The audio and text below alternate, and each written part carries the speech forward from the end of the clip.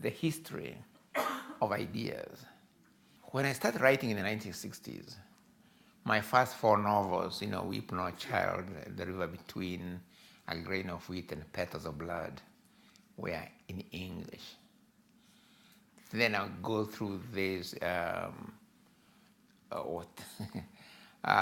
through the revolution, which I talk about in Decolonizing the Mind. Actually, one can read all about that in Decolonize the Mind.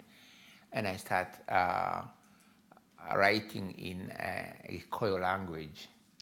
But initially not as a commitment, simply because I was working in a village where they spoke Kikuiu only.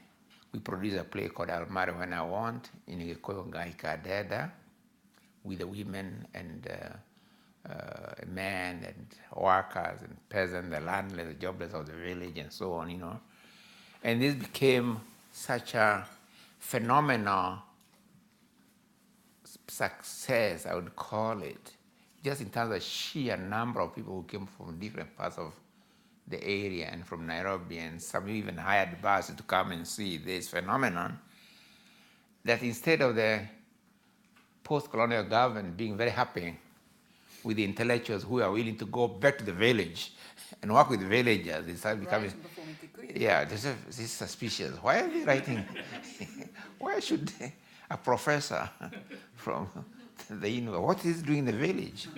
Carrying wood and so on, and talking in Kikuiu language. He can speak English, but he's talking in Kikuiu. What's in common between him and...